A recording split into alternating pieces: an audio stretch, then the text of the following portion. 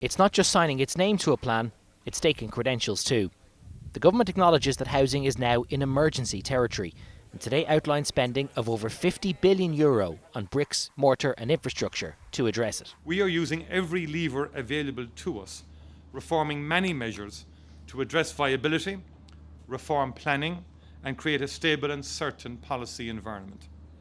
Now is the time for delivery.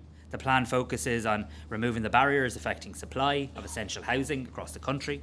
It's a targeted, joined-up approach, how you activate supply by providing the infrastructure required to create sustainable housing of the right type for the people of Ireland, where and when it is needed. The plan includes increasing social housing to 12,000 units a year and what it calls 90,000 starter homes, including affordable housing and cost rental.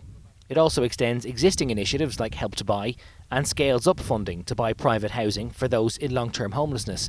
But already there are claims that the number of homes to be delivered will not match what the country needs. The idea that 50,000 new homes a year will address our housing crisis simply is not correct. That is not the view of the Housing Commission, it's not the view of Sinn Féin or many other housing experts. Also mentioned for criticism is that, unlike the previous plans, this one contains no annual targets.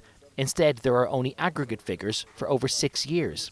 That, to me, is, not acceptable, because I think what you're not counting, you cannot measure. I want to get away from the idea of yearly targets, and it rushes everything into November and December, or if people reach their targets somehow, there can be a bit of a relaxation as well. That's all we have to deliver.